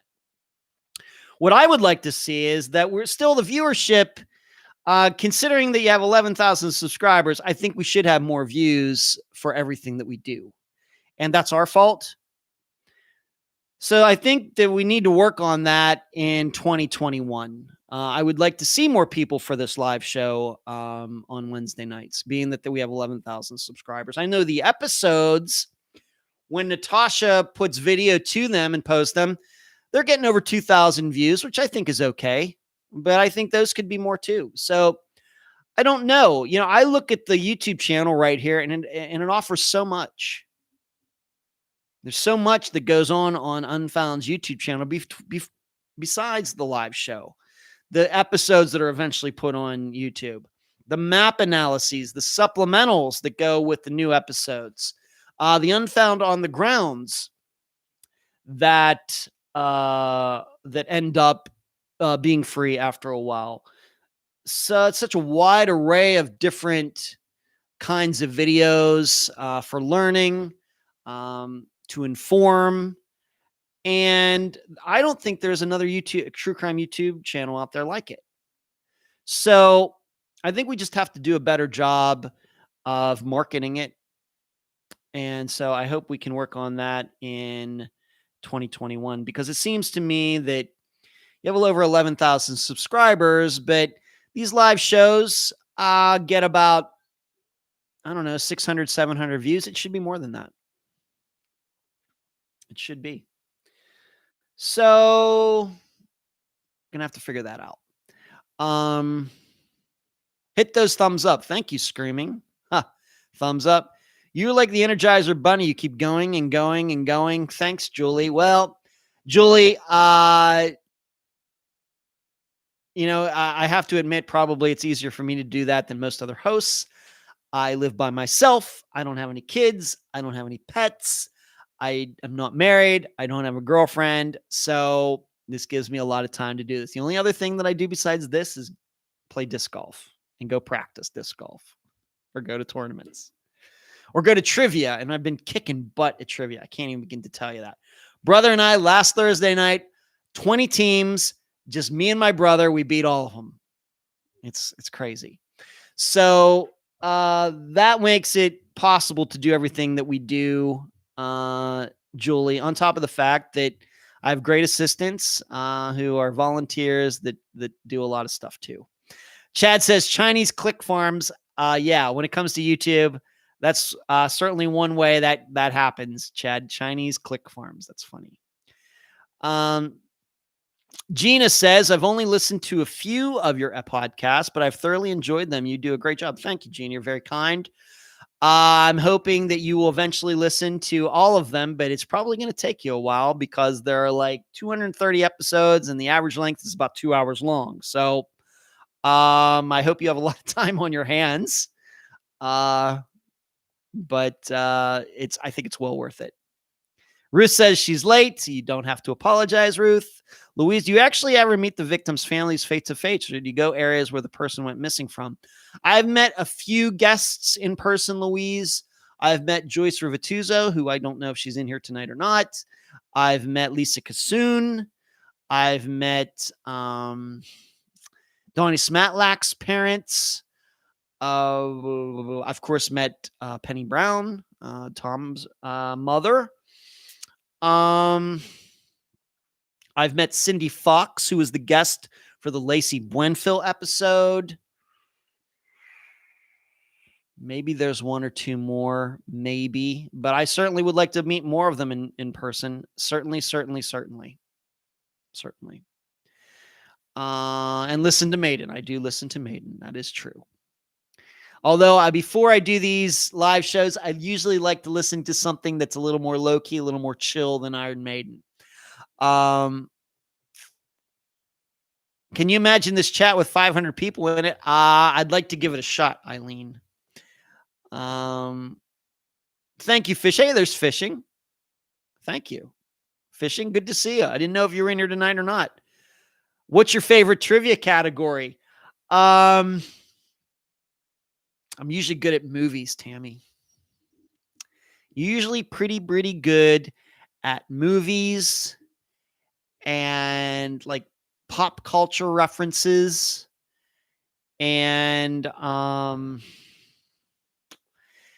think, Tammy, the way that myself, my brother, and our team, who hasn't gotten together for a while due to COVID, but I think our advantage was always that we just had a specialist in each particular category, from geography to history to science to pop culture to movies to music. That's why we won so much. But I think with my brother and I, and remember, my dad was here and he and I went and we won. So maybe it's me. I don't know. But I think the reason I do good at trivia is I just know a little bit about enough different topics. I think that's my strength. Eileen asked me, she's in here. Come on, Eileen. She asked, would I ever disinvent something? It's such a unique question. Is it esoteric question? Would I like to disinvent something? I had a chance to think about this answer, Eileen, and if I wanted to disinvent something, I think it would be hard drugs. I know that, some people, I guess, are going to say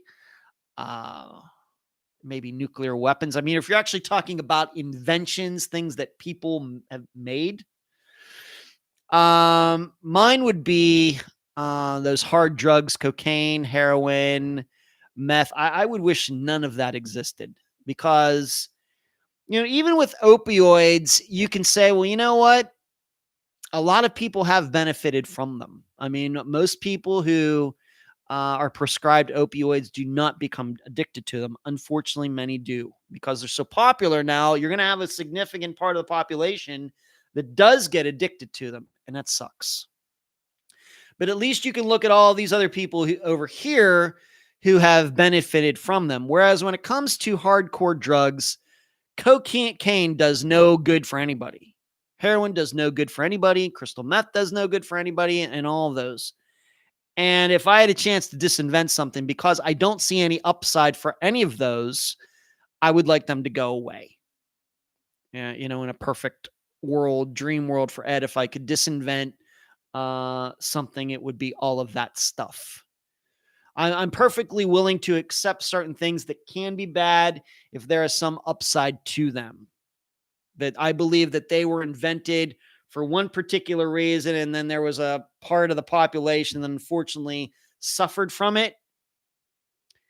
But it's clear to me that those things, those kinds of drugs, were invented for one reason only: to destroy people's lives. So there you go.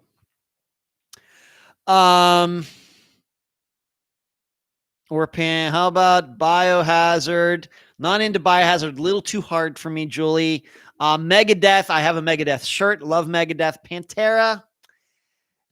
It's just one step too much for me, Julie.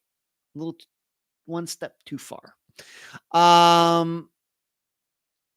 Just because I have teens, these are the things they ask me. Louise, is your dad and brother interested in your work helping solve missing persons cases? Louise, as I've stated before, my dad does not listen to the program or watch the live show at all. I do not believe anybody in my family listens to this or anything else. They don't have to. They don't ask about it. I don't tell them about it. And frankly, I don't take much of an interest in what they do either. So it's mutual.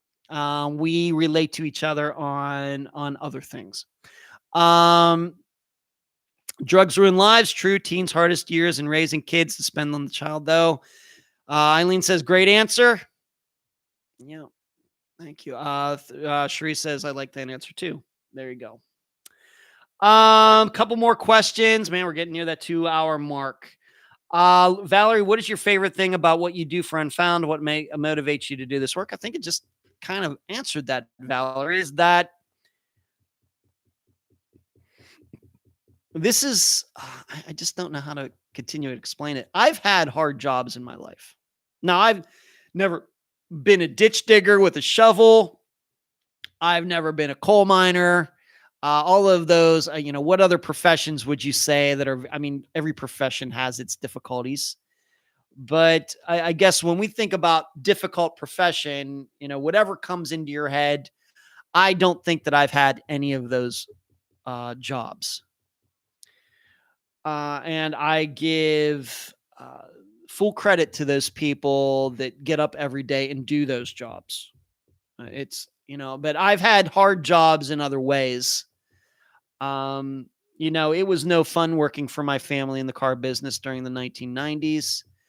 When I moved to Las Vegas, working at 7-Eleven was certainly a challenge. It was a moral challenge. It was an ethical challenge. It was a physical challenge. And I learned a lot from that.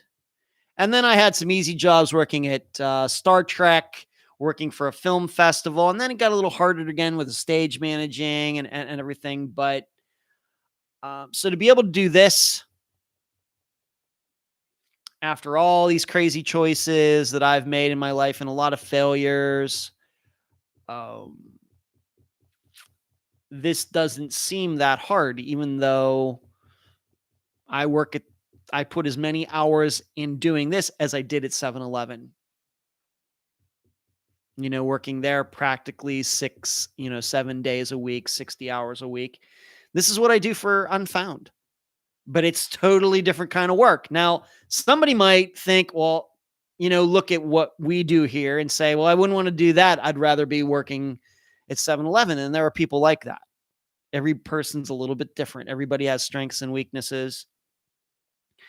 But I think anybody, no matter what they're doing with their lives, if they can get to a point where they feel that they are not wasting their life, that they look at themselves, what their strengths are, and they are able to use those strengths to help others, to help themselves, to enrich their life, to enrich other people's lives. I think that's the best. I think that's the best it gets on this earth. I don't think it gets much better than that. So for me, after fumbling around for quite a while, but I've always thought that I knew what my strengths were. Some of them are working on my own. I don't know if I'm a very good manager of people, although I have great assistants. But I'm much better at organizing information. So creating interview outlines is very natural for me. Being able to arrange information in a way that I can understand it and then pass along to all of you, I think that's a huge strength of mine, trying to take the very complex and putting it in a package that can be understood by the most amount of people in a very short time. I think that that's one of my strengths. And in fact, if you were to look up my Myers-Briggs personality, INTP, you would find that, guess what? That is one of our strengths. And on top of everything else, who doesn't love a good mystery and trying to solve them? But it's not it's not like trying to solve a crossword puzzle or a Sudoku. Is that what they're called? Or something like that. This is real life. This is as real as it gets. It's as serious as it gets. To be able to have the chance to solve something like that and change somebody's life, if that doesn't motivate people, I don't know what everybody's doing here. So that's it. And that's why I have no problem putting in all the time that I do. Even when I'm going to be going to Orlando this weekend, when I'm not on the disc golf course, going to be working on Unfound. I'm going to be in my hotel room, air conditioning probably cranked down to like 65 degrees, and writing and getting takeout food and just sitting on the bed and doing it. And that's what I do. And a lot of people, maybe that drives them nuts. You're around. I think one of the benefits, like I said, I have a lot of weaknesses. I can be very sharp tongued sometimes. And I don't suffer fools gladly. But one thing I can say about my own mind, there aren't any bad thoughts that come into my head. When I'm by myself, that no dark thoughts or anything ever come into my head. And so that's why I think I can just be by myself and work by myself. One more question. And Melissa asked me, what do I like to read? I don't have much time for casual reading these days. The only things I read are about disappearances, whether it's news accounts or Charlie Project page or Namus or something that a guest has sent me. I don't do much more reading than that other than reading my own writing, like for the Patreon blogs when I edit them. But back in those days when I did have time for casual reading, Melissa, I will tell you that my tastes have always gone like toward the older stuff. I love reading Mark Twain. I love reading the classics. I know that sounds so weird. Robert Louis Stevenson, Ernest Hemingway, Mark Twain, William Faulkner. That's the kind of stuff that I like to read. Maybe if we get into the 20th century, I have read Atlas Shrugged. I've read The Fountainhead. I've read Arthur Koestler's Darkness at Noon, which I think is fantastic. It just seems to me when I decide to read something, it's weird that my mind goes toward the classics. I will be honest that I find a lot of fiction, my attitude toward fiction that is written these days is pretty much throwaway. I don't know if any fiction books that are written today are going to be remembered 10 years from now, 20 years from now, 100 years from now.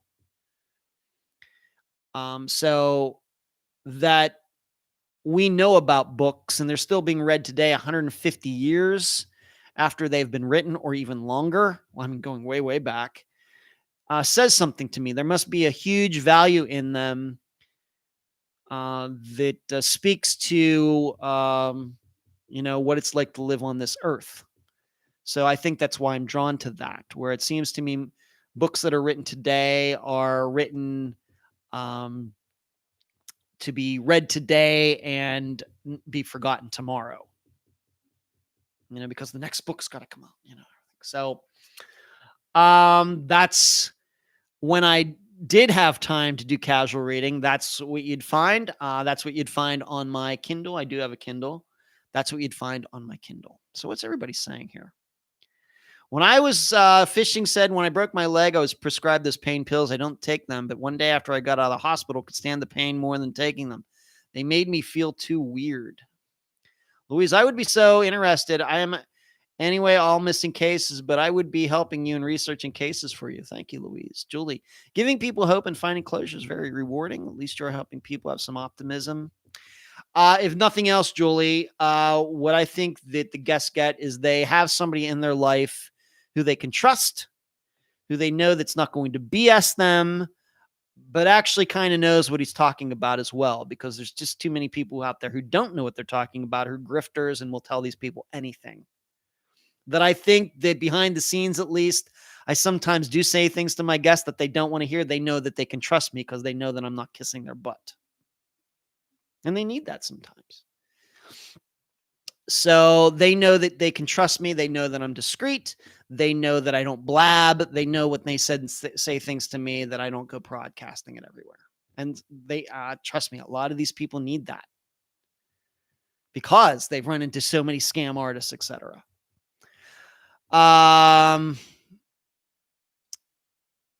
Louise says, your job's so interesting. I would love doing a job like that, trying to help families. Thank you, Louise. Louise, have you ever had anyone get in touch with you with evidence about a case? I don't mean to give names, but I think people would open up here more to you than the police. Feel at ease more. We get leads once in a while, Louise. People contact me. What I do is I pass that information on to the guest, and then we talk about it. If I get information, somebody emails me, I do not send it to the police. I send it to the guest, and then they decide what they want to do with it, because they're ultimately going to be the ones who are responsible for it. And if I get information like that, I will take a look at it, and then I will give the guest my honest opinion on it. This sounds like a scam. This doesn't sound real. This sounds good. This sounds bad. But that's how we handle those things. Wuthering Heights is my favorite. Great story. Don't think I've ever read that, Louise. Sheree says she read Atlas Shrugged for a grade. I enjoyed it in the end. It's a long book. It's an interesting tale. Of course, it's about disappearances, famous people disappearing. And I read that when I worked at Star Trek, Sheree. So I'm thinking around 2001, 2002, 2003. It was funny. I would read that between shows. Here I am reading Atlas Shrugged. This is a perfect example. I'm reading Atlas Shrugged, and most of my coworkers are reading Harry Potter. I mean, there could not be a bigger difference between literary fiction. But that's just the way it was. All right. One more thing, and then we'll get to this Friday's episode. Just wanted to talk about Maya Maletti. Sheree and I were just talking about this before I came on the air. She disappeared from Chula Vista, California at the beginning of this month. I guess she's been missing almost 3 weeks now. And Sheree had asked myself and the other assistants if they had any opinions on it, and she didn't get much of a response. Unfortunately, people are doing their own things. But if any of you have heard about this, I know some people are going to be very suspicious of her husband, and I'm not going to get into all the facts and everything. I got to tell you, I just don't think that there are enough facts to go on to really make a really good guess right now. I think we're in that stage, that very early stage, what I would call the fog of a disappearance. You have all these people saying these things, and we're not even sure what the disappearance date was. And did her brother come over, or did he knock on the door? And this is what happens early in disappearances when people are very interested in a case. So they go to Web Sleuths or whatever, and they start throwing out all of these theories. Of course, the family is very desperate. So their minds are going, 1,000 miles an hour. And it's hard to really nail things down. And this is why, one of the reasons that Unfound, we wait a year before we cover a disappearance, because that allows all of these things to kind of get sorted out, kind of. And we get people, maybe coming back down to a more rational level, and they really can start thinking about things. But I think with Maya's disappearance from Chula Vista, California, we're right in that time where there's so much going on. People are so desperate for answers, so desperate for information, that it's hard to figure out, where this is all going. It very well could be their husband had something to do with her disappearance. I don't think that would surprise me. On the other hand, it wouldn't surprise me if she walked off because she was frustrated with her marriage, as it seems her marriage was having problems. I think it's the whole wide range of choices right now. I just don't think we have enough facts. So if you've seen that in the news, that is my opinion right at this second. And I don't know any more than any of you do, but it just seems it's very, I will admit that I was on Web Sleuths today, which I rarely go there, but there was a lot of talk, and I think they're already like the 20th page on the thread, and I was reading through everything. I don't think many people can make sense of it right now. So I really cannot offer an opinion. So I think we just have to be patient. I know they got a warrant for her house within the last few days. I don't know if that means anything or not. I know some people automatically say they're going after the husband. I don't think there's any proof of that. Maybe it is, could not be. So I think we just have to be patient. I just don't think that we can jump to any conclusions right at this time. Ruth says, my daughter is named Bronte. Bronte after Emily Bronte. That is interesting. I don't think I've ever read anything by Emily Bronte, Ruth. Delane, my oldest, did her high school honors paper on Atlas Shrugged. It is a huge book. In fact, it's sitting in my bookshelf right out there by the TV. Sheree, I think that makes me feel better. Not enough info to make a decision. No.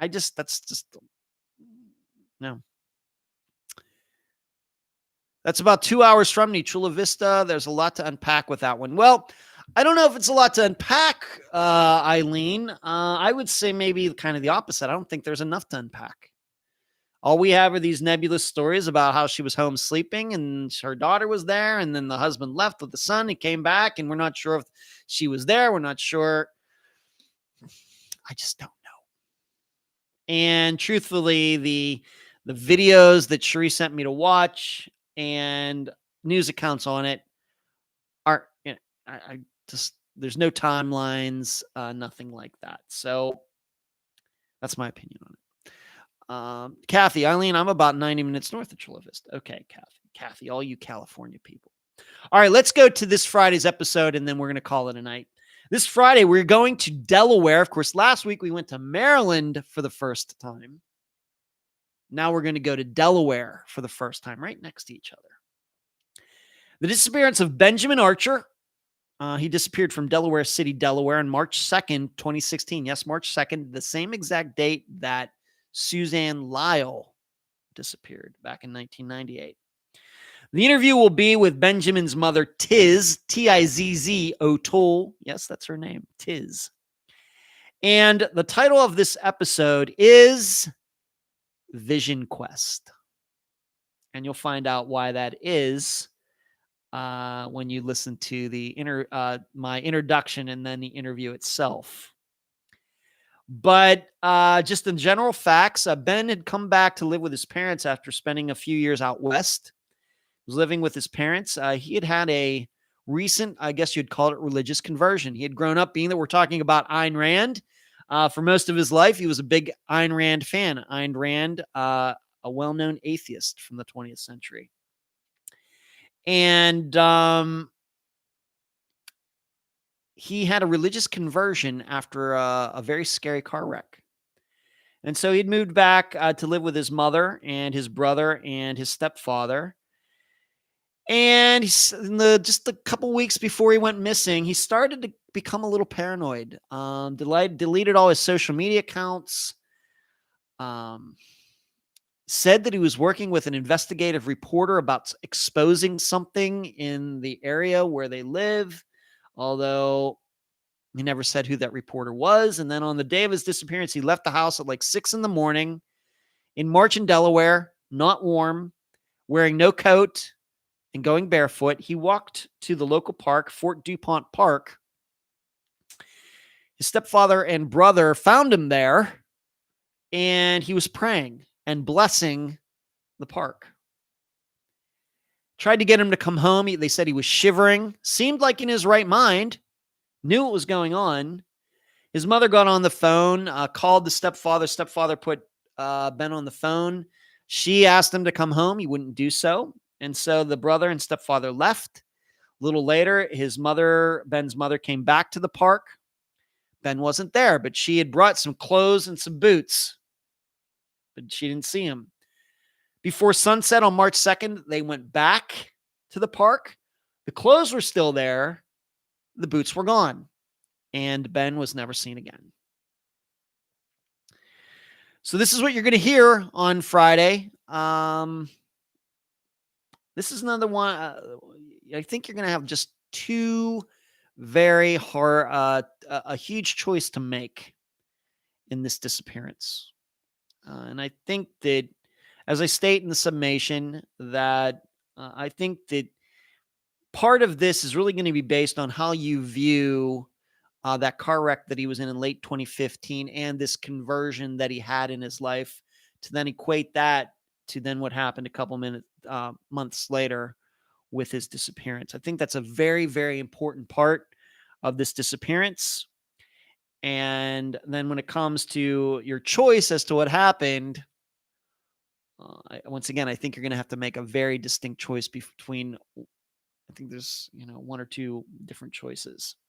So once again, this is a disappearance that is on the Charlie Project. It is on NamUs, but you will not find any news articles out there about it. And in fact, I will tell you that Tiz contacted me because she had posted a video on YouTube regarding Ben's disappearance, and a disc golfer who I know, who I'm going to see this weekend over in Orlando, made a comment in the comments on her YouTube channel suggesting that she track me down because I do this program. And that's what she did. She emailed me. And so the reason she's on the program is because of a fellow disc golfer who I know very well. I've known him for years, and he's actually a tournament director as well from over in the Orlando area. So you never know how these things are going to happen, but that's why she's going to be on the program. So what do we do tonight? Orlando this weekend, Lakeland next weekend. Allergies kicking up. It's been foggy but beautiful here. Got a new set of binoculars. Paddy Dudek, Paul, Dr. Telesco, Kelly Bruce, map videos, Noah Davis. The work continues. Collaboration in the near future. 2 disappearances short of 200. This YouTube channel talking a little bit about that. Took some wonderful, great questions. Talked about Maya Maletti. Is that how you pronounce it? And then finished with talking about this disappearance for this Friday, the disappearance of Benjamin Archer from Delaware City, Delaware, March 2nd, 2016. That's it. What a show. I hope you enjoyed it. I loved it. And my voice still, I feel like I could go another 2 hours, but I'm not going to do that. So everyone, thank you so much. Please like this video. All right. Get us on the YouTube algorithms. And that's all I got. Thank you so much. Thank you for all of you giving me a little piece of your Wednesday night. And you'll hear me on Friday, and you people in the think tank will see me Sunday. Good night.